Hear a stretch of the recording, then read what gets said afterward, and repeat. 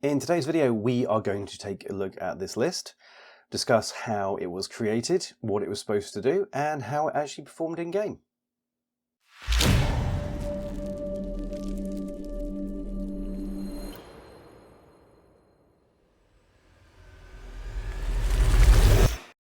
Welcome to the Infinity Institute from the Dice Gods. My name is Hydra, and this is our first Infinity list review, and this is kind of a bit of a proof of concept.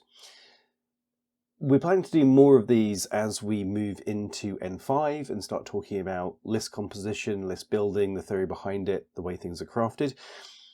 Today we're actually going to have a look at this N4 list, just to get your feedback really, just to show you what we have in mind and give you the chance to sort of feedback what would be useful, what helps, what doesn't help, and how we can grow it.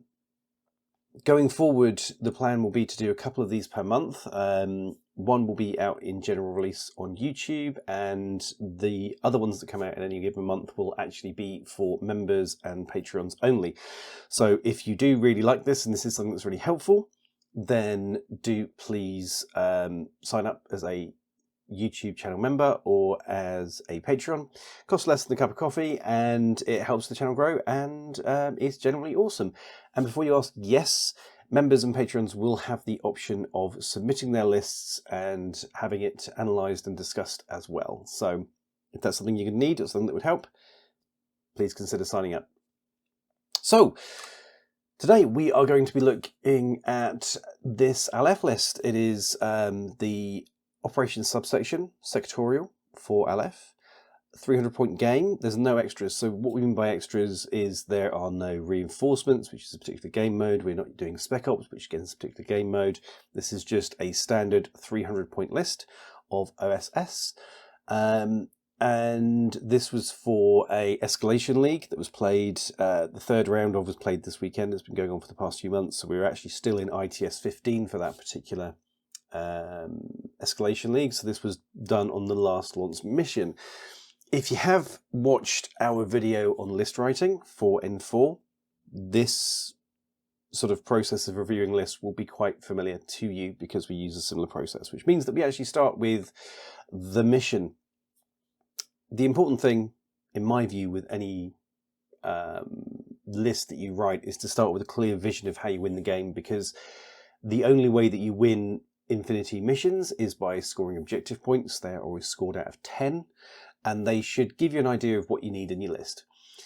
As you'll see in last launch, it was a particularly heavy specialist mission, and so you need to have plenty of specialists in your list. Simply, if you don't have enough, they can be shot off the board and you become unable to score, which is a slight challenge. Looking at the main objectives, we get 4 points for having extracted more army points at the end of the game. We get another 2 points for having extracted more specialists. We get 2 points for having killed more specialists specifically. So you see the specialist stuff is really stacking up here. At the end of the game, have killed the same number of specialists as 1. At the end of the game, dominate the launching tower, which is in the centre of the board, which is 1 objective point, and then 1 for a classified objective. So first of all, we need to talk about the way the mission works. So let's have a look at the layout of the board. This is a 300-point game, so it's a standard 3 foot by 3 foot or 48 inch by 48 inch board. In the centre, we have the objective ring with the ID checker in the centre. And then on either side of that, we have the ID scanners. They're 8 inches from the sort of side board edge and 24 inches from each sort of player deployment board edge. So the way this mission works is you have to get specialists up to the purple ID scanners. You have to do a short skill to get a pass. They can then go to the green ID checker and be extracted. That's how you score those main points. That's where the 4 points for having extracted more army points and the 2 points for having extracted more specialist troops come from. So it's really crucial. It's only specialists that can hit those purple buttons and get a pass to launch yourself up. An early game of this that I played, my opponent hadn't had the chance to look at the mission. It was all a bit of a rush. So he actually, I think, turned up with 1 or 2 specialists, which I proceeded to sort of target, and I think I killed them both, so he had no way of having extracted more points and having extracted more specialists, instantly went off. There was no way that he could achieve that. Simply, he didn't have specialists. He couldn't get anyone off the board. So this mission is quite intensive because you have to get up to those purple ID scanners, boop them, then get to the middle, and then launch up into the sky, with your army getting smaller and smaller and smaller as you score more and more points. But you also have to leave stuff in that center box to control the objective room with the ID checker, with the green ID checker at the end of the game, because that's worth 1 point as well. And you have a classified to do, which is worth 1.2. So with every mission in Infinity is worth 10 points. So each one of those points counts. You know, yes, a classified objective is only 1 point, but that's 10% of what you can possibly score in any game. So it's well worth having. It's well worth, you know, chasing those bits down if you want to max out that 10. If you haven't seen classified objectives for the newer players amongst you who are here all shiny and excited, there is a deck, the objectives deck, I can't remember what it's called now. It's a deck of cards, basically, that contains 20 cards, which are your classifieds, and you draw one of those, where you draw 2 and keep 1 at the start of last launch, and that becomes worth 1 point. And they are things like engineering something, scanning something, booping something, blowing something up. It's a little bit of randomized thing that your opponent doesn't know what you're trying to achieve. So yeah, so that's how the mission works. You're trying to get stuff up, specialists up, sorry, to push the ID scanner to get those tickets, to get to the green, but launch yourself in the air, and also kill your opponent's specialists. Fragging your opponent's specialists is important. I have been running OSS through this particular escalation league because I wanted to, just for fun. I actually started playing Aleph with the sort of Vedic sides, that's the non-Greek side, way back in N2. They were pretty much my first army. The Marut was actually the original Marut, was the reason that I started Infinity anyway. So I've been running OSS just for a little sort of swan song to N4 and just for the fun of it. I'm actually the TO for the event, so it's kind of, I'm here to have fun and make up the numbers so no one gets to buy more than to win. So this is the list that we took. Obviously, I took a Marut because I love Maruts and they're brilliant. So we have a Marut tag, we have a Shukra consultant, Deva, Trisha, Takini, Danavas, Probot, Ladawan, Samek, and Arjuna. So, what are we looking at? What is this army supposed to do? Well, first of all, we have a lot of specialists. The Shukra consultant on the top right there, that's chain of command. That's a specialist. Underneath it, the Deva hacker, specialist. Beneath that, Dakini paramedic, specialist. Probot hacker, specialist. Next to that, the Danavas hacker, specialist. Trisha is actually an engineer, so she's a specialist. And at the bottom, the Arjuna has specialist operative, so he's a specialist. So out of the 10 miniatures on the board, 7 of them are specialists. We had plenty of specialists and a good range as well. The Evo hacker was also important because in this particular mission, in the last launch, it doesn't need to get to the ID scanners. It doesn't need to go to the purple ID scanner. It can go straight to the ID checker and just launch itself into space. Now, it's only 15 points. We can see that on the right next to the S stat. But it has the skill baggage, which means that it's worth 20 points extra. So launching the Evo hacker into space, the Probot, is instantly 35 points. It's 11% odd of the maximum amount in a list. Twink straight up in space, which is great, which is fantastic. It's a specialist off the board. It's 35 points off the board. This is good news. So that's what he was there to do. The Samek Rebot that's there is a guided missile launcher. I decided to have some fun because I have the Danavas hacker in there. She can spotlight a target, which essentially lets me fire the missile launcher at it without having to have line of sight pretty much anywhere on the board, and I think hitting on 18s or something stupid like that. It's dirty, it's fun, it's stupid. the idea was if my opponent started getting lots of guys in the middle room or something like that, just to fire a missile in there and start nuking people. Yes, we were here for a good time, not for a long time. The Hydra unit, with his Spitfire, with his D charges, he's a hit piece. He's a good little hunter. He has the Kieran bot, which runs around with him too, which has a template weapon. It has mines. It's good for board control. If you get that in the middle room, the kind of theory was that he could hold that and sort of keep the enemy back a little bit if I sort of needed to. The Shukra with the chain of command. Now, he's a specialist and he's 24 points, so he's good to get extracted. He has counterintelligence, which stops, at the start of the game, your opponent can spend a command token to remove 2 orders. Counterintelligence makes that 1 order, so it's good to have.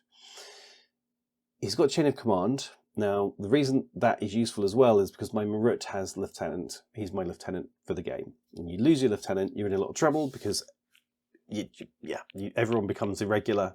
You can't start spending orders. Basically, everyone has their own order then, and they can only spend it on themselves, which is a real pain in the butt. And my Marut always dies turn 1. That is, again, good time, not a long time. That's what Maruts do in my experience. So the Shukra is there that when Marut goes pop, Shukra takes over. I don't end up in trouble. This is good news. Also has boarding shotguns, so if I need to control the middle room, I can stick a boarding shotgun in there. That's really good. He can fire template. He's really good at close range. So, and whip 14, very, very useful. Now, the Deva, the Dakini paramedic, Trisha, the Danavas, and the Dewan are actually in a fire team. So they actually all operate together.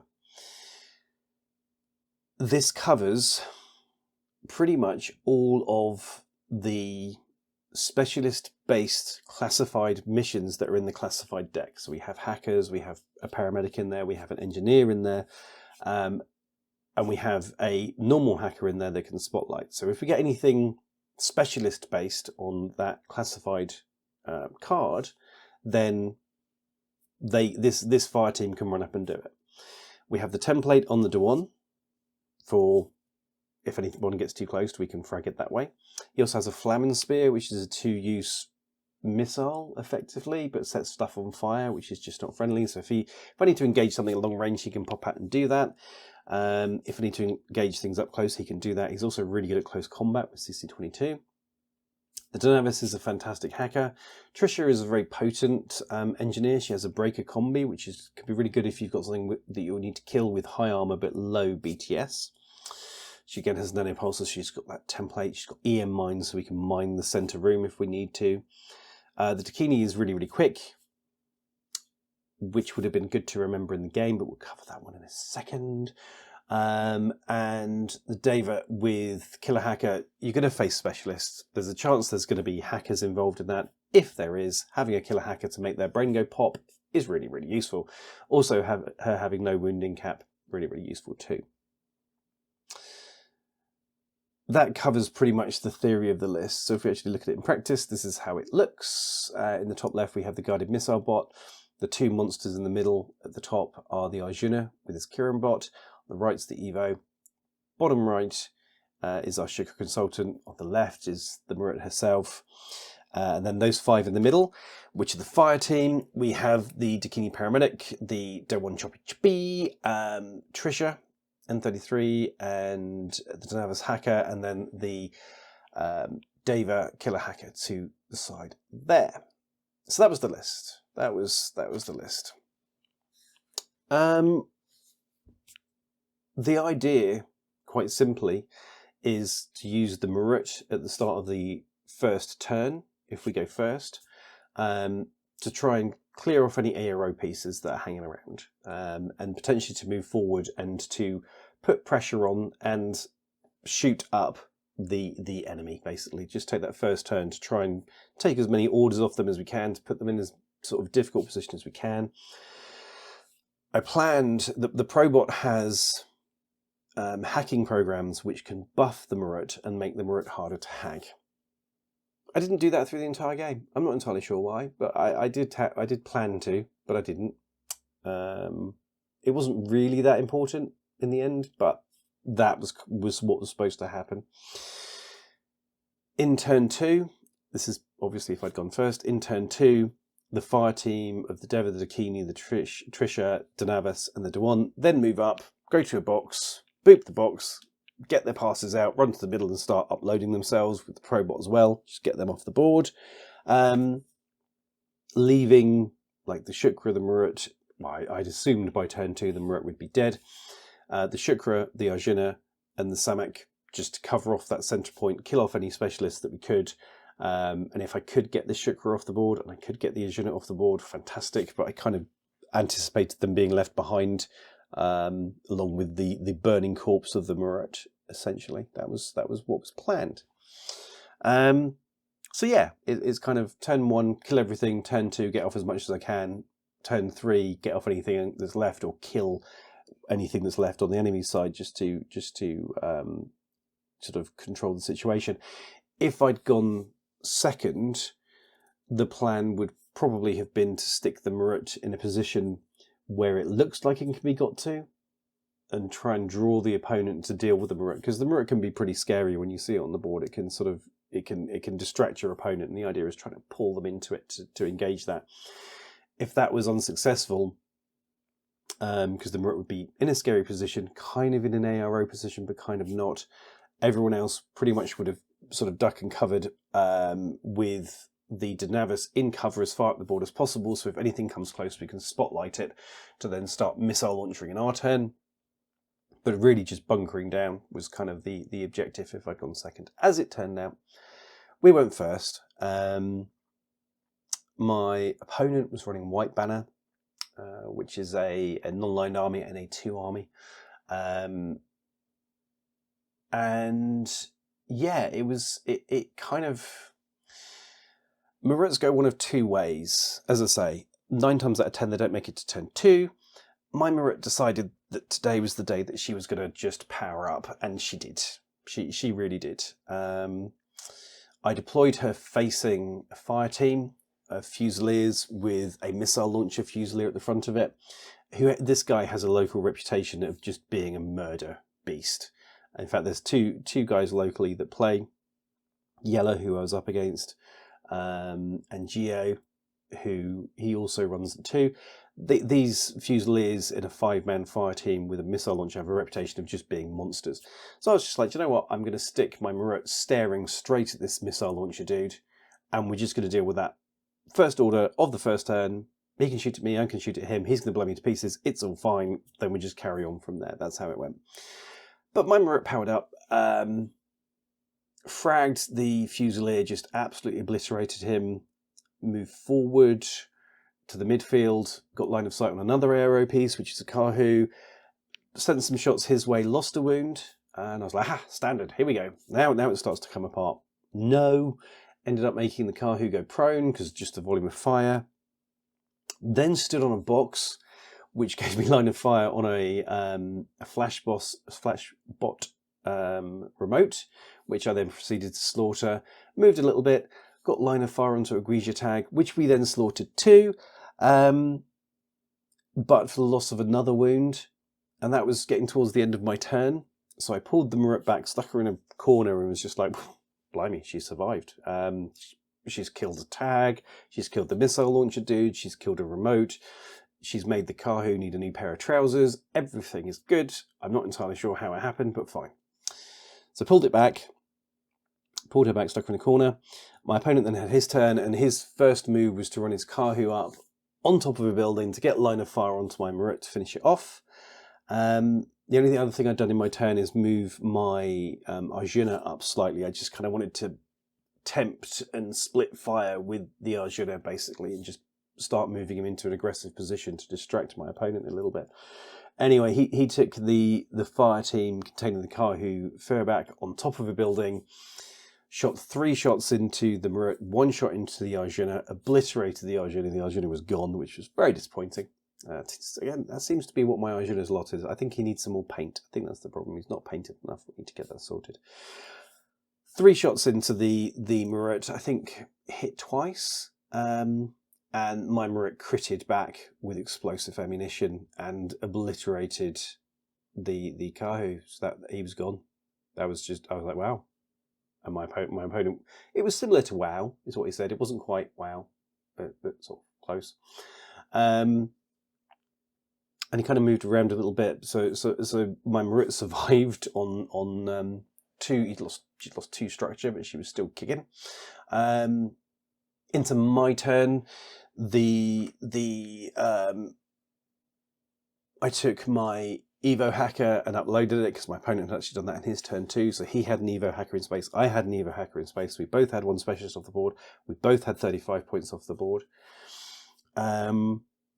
He'd moved his hackers into an aggressive position and sort of pinned down my entire fire team by putting a repeater directly in front of them, the other side of the board. I then moved my, in my second turn, charged my Marit across the board, took out a Varangian, took out another hacker. Another hacker. Stumbled into the zone of control of this repeater. I think the first time I shrugged the hacking that came in. Then moved forward again to get line of fire into another hacker. Got total control at that point, but killed the hacker that had hacked me. So now my Marit was stood behind basically 60% of my fire team and was controlled by the enemy. I then spent two orders with a hacker who was out of sight. Thankfully, he didn't have line of fire to the Danavis. So the Danavis was within 8 inches of the Marit, so she counter-hacked and took control of the Marit again, which was a big relief. My opponent was then in quite a bit of trouble, which he knew. He moved up a little bit, tried to get into a better position, but was really struggling with the number of troops and such that were left. I think he was down to 5 or 6 orders at this point. Something like that. My third turn came up and the wheels came off a little bit because I just got it wrong, basically, is how it boils down, unfortunately. I moved my Marit up because my classified was to use something with MSV, which is a multispectral visor, which the Marit has. She has MSV too. I had to stare at his HVT, which I did, and got a point. He'd already got his point for his HVT, for his classified, so we both had a classified. We both had the same number of points off the board. So I got that done to even things up. I then moved my fire team up and booped the box with the Danavis hacker, and then tried to run her into the middle, but I didn't actually have enough orders. We thought at the time I did have enough orders. Look back at it, I didn't have enough orders. I was 1 order shy because he'd actually managed to isolate my killer hacker as well. So I was 2 orders down from my main combat group, and basically I was 1 order shy of getting my Danavis hacker off the board. In his turn, there wasn't really a great deal that he could do. He had an engineer who tried to take the last point of structure off of my Marit and kill it. Unfortunately, my Marit made all of her saves and then set him on fire and he burnt to death. So that was a bit harsh. At the end of the game, it meant that I'd killed more specialists. We both had the same number of points off the board. We'd both done our classified, but I was also holding the central control room, so it ended up 4-1 to me. My opponent had less than 50 points left. I had 260 odd.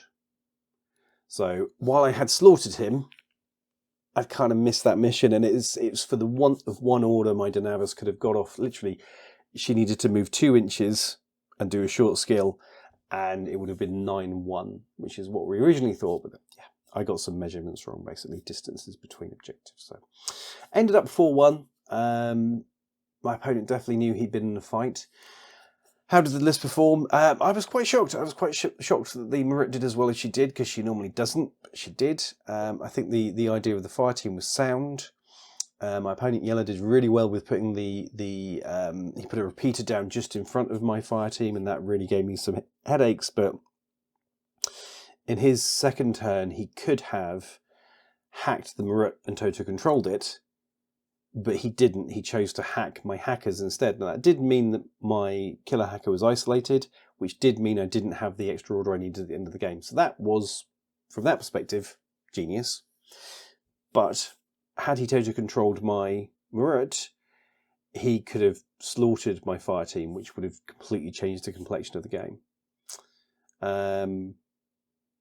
But yeah, he didn't. I was lucky on that front. I was very, very lucky on that front.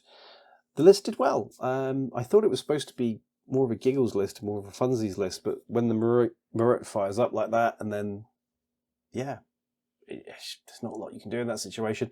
The missile launcher was basically useless, but I figured it would be. The Evo hacker did its job, which was fine.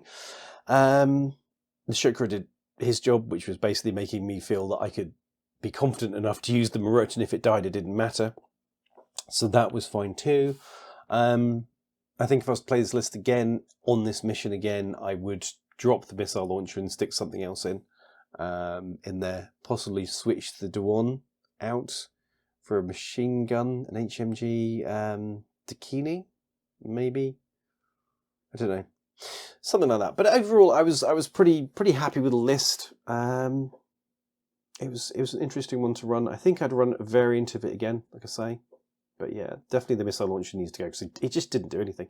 He generated an order, and for the amount of points that he is, 16 points. You can get, I think you can get 2 net rods for that. So they're like 6 points each, and just an order. So that would be 2 extra orders. Sorry, an extra order on top, which would have made all the difference in this game. It really would have helped. So yeah, I think a bit of switch and change. Drop the Dawn, make that into an HMG Dakini, turn the Samak into a pair of net rods, and I think this would be a much better list. But overall, I was happy. Yeah, the 9-1 would have been better, but the 4-1 was absolutely fine. I'm not going to complain at that at all. And yeah, it was an interesting list. For a fun one, it was. Well, it was fun for me anyway. I don't think Yellow would necessarily agree, and I think he'd probably have a point. I would say, though, that tactically he was good. The problem was that his dice either were low, or when they were okay, my dice were just a crit factory. In fact, one time he critted on a dodge, so I double critted with a shot back. So then nothing happens. It was just, my dice were just always just a little bit better, which was, it's always annoying when that happens. It's always frustrating when that happens. But anyway, a good game, fun times had by all, and an interesting list.